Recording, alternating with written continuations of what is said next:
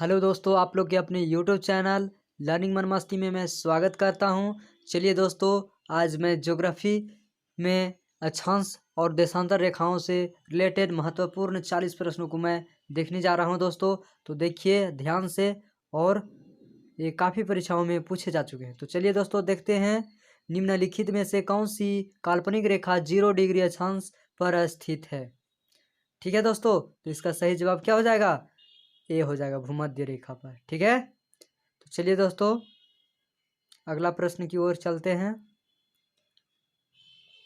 निम्नलिखित में से किस महाद्वीप से तीनों अक्षांश रेखाएं अर्थात भूमध्य रेखा, कर्क रेखा तथा मकर रेखा होकर गुजरती है? तो इसका सही जवाब हो जाएगा दोस्तों अफ्रीका। डी आंसर हो जाएगा। ठीक है दोस्तों, इसका सही जवाब हो जाएगा डी। ठीक है, तो चलिए दोस्तों अगला प्रश्न।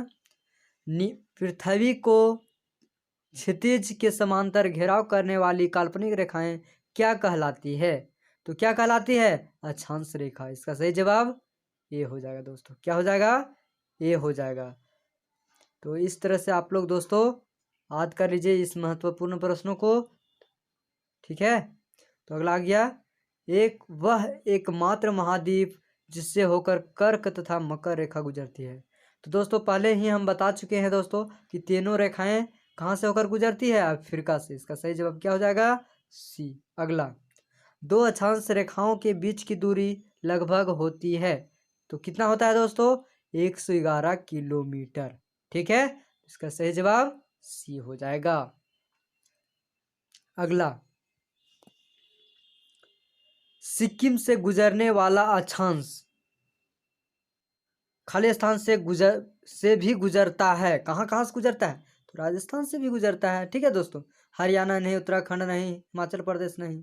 ठीक है, अगला आ गया, वर्ष भर रात और दिन कहाँ बराबर होते हैं? तो कहाँ बराबर होते हैं? भूमध्य रेखा पर। इसका सही जवाब डी हो जाएगा। ठीक है दोस्तों, चलिए अगला प्रश्न।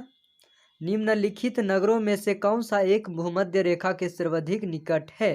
तो कौन है दोस्तों? सिंगापुर है। इसका सही जवाब क्या हो जाएगा? डी हो जाएगा। ठीक है दोस्तों, तो चलिए अगला, निम्नलिखित समूहों में से किस एक के देशों में से भूमध्य रेखा गुजरती है?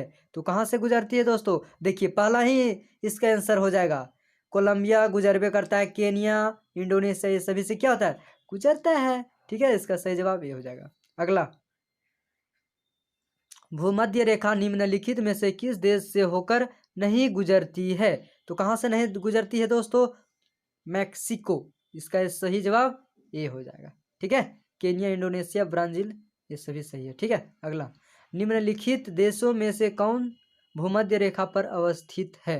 तो कौन स्थित है दोस्तों? देखिए कोलंबिया स्थित, ब्रुनोई नहीं है, केनिया है, और तो यही दो है, वेनेजुएला भी नहीं है। ठीक है दोस्तों, तो इसका सही जवाब दूसरा और तीसरा यानी कि ए हो जाएगा। अगला, भारत अवस्थित है, ठीक है, कितनी डिग्री अक्षांश और देशांतर के बीच? तो इसका सही जवाब क्या हो जाएगा? सी हो जाएगा दोस्तों। 8 डिग्री 4 मिनट उत्तरी से 37 डिग्री 6 मिनट उत्तरी तथा देशांतर में 68 डिग्री 7 मिनट पूर्वी से 97 डिग्री 25 मिनट पूर्वी के मध्य। ठीक है दोस्तों, तो इसका सही जवाब सी हो जाएगा।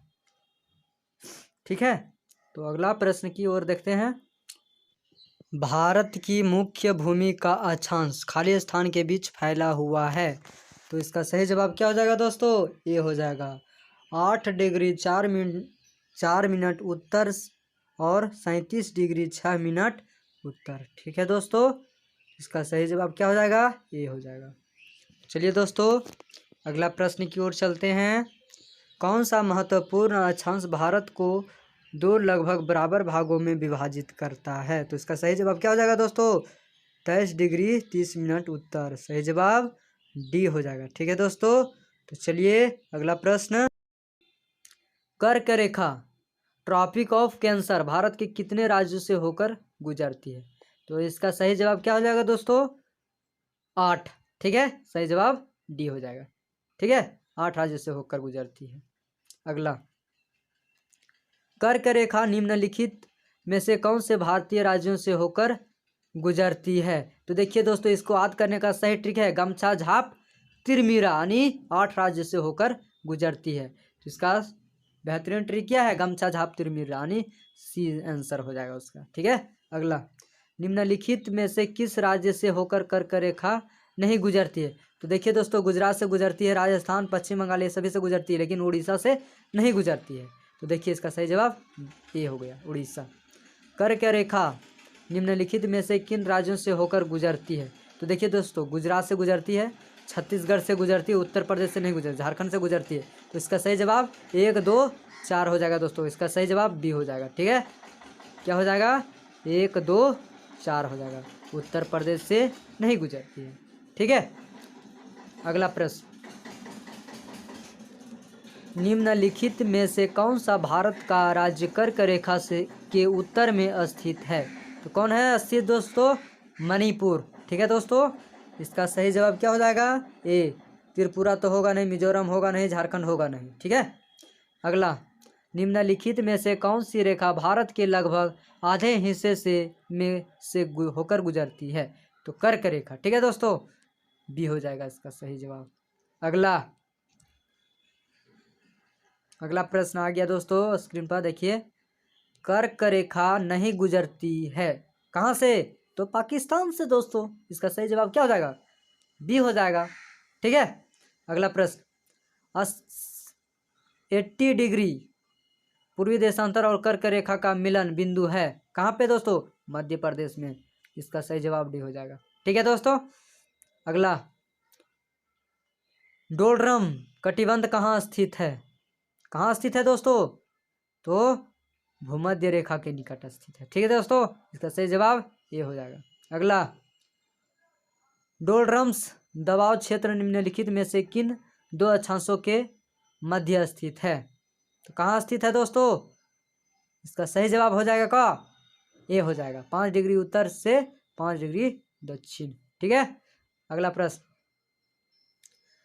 किसी प्रदेश के अक्षांश को कोणीय दूरी को किस संबंध से अभिव्यक्त किया जाता है दोस्तों? इसका सही जवाब क्या हो जाएगा दोस्तों, किससे अभिव्यक्त किया जाता है? तो दोस्तों इसका सही जवाब हो जाएगा भूमध्य रेखा, ए आंसर हो जाएगा। अगला प्रश्न दोस्तों, निम्नलिखित में से कौन सा युग्म सही है? कौन सा युग्म सही है दोस्तों? तो देखिए दोस्तों, इसमें लगभग सभी सही है। प्रधान रेखाएं, कर्क रेखाएं, अक्षांश, भूमध्य रेखाएं, यानी कि सभी इसका सही, डी आंसर हो जाएगा। ठीक है दोस्तों, तो चलिए अगला, अगर दोस्तों इस चैनल को आप सब्सक्राइब नहीं किए हैं तो सब्सक्राइब कर लें और इस वीडियो को शुरू से अंत तक देखें। ठीक है दोस्तों, तो अगला प्रश्न आ गया, निम्नलिखित में से कौन सा युग्म सही है? तो कौन सा युग्म सही है दोस्तों? 23.5 है ना, दक्षिण मकर रेखा। ठीक है दोस्तों, बी आंसर हो जाएगा इसका। ठीक है, अगला दोस्तों, पृथ्वी पर सबसे उच्चतम तापक्रम रिकॉर्ड किए जाते हैं। तो कहाँ किए जाते हैं दोस्तों? अधिक तापमान तो 20 डिग्री उत्तरी अक्षांश पर। ठीक है दोस्तों, तो इसका सही जवाब क्या, सी हो गया था ना दोस्तों। तो चलिए अगला आ गया, पृथ्वी पर मरुभूमि होने की संभावना अधिक होती रहती है कहाँ? 23 डिग्री अक्षांश के पास। ठीक है, ये आंसर हो जाएगा इसका। ठीक है, अगला, पृथ्वी के दोनों ध्रुवों को छूने वाली काल्पनिक रेखाएं क्या कहलाती है? तो क्या कहलाती है दोस्तों? दोनों ध्रुवों को छूने वाला देशांतर, बी हो जाएगा इसका सही जवाब। बहुत से परीक्षाओं में ये प्रश्न पूछे जा चुके हैं दोस्तों। ठीक है, ये भी प्रश्न देख लीजिए, भूमध्य रेखा पर दो देशांतरों के बीच की दूरी लगभग कितना किलोमीटर होता है? कितना किलोमीटर होता है दोस्तों? इसका भी 111 किलोमीटर होता है। ठीक है, अक्षांश का भी और देशांतर का भी। ठीक है दोस्तों, तो ध्यान में रखिएगा। किसी दो निरंतर देशांतरों के बीच समय का अंतर कितना होता है? तो कितना होता है दोस्तों? 4 मिनट का होता है। ठीक है दोस्तों, सी हो गया आंसर। अगला, पृथ्वी 1 घंटे में कितना देशांतर घूम लेती है? तो 15 डिग्री। ठीक है दोस्तों, इसका सही जवाब बी हो जाएगा। ठीक है, अगला, यदि दो स्थानों की स्थिति में 90 डिग्री देशांतर का अंतर है तब दोनों स्थानों के बीच समांतर होगा। कितना होगा दोस्तों? समय का अंतर होगा, कितना होगा? तो 6 घंटा का होगा। ठीक है दोस्तों, इसका सही जवाब क्या हो जाएगा, ए हो जाएगा।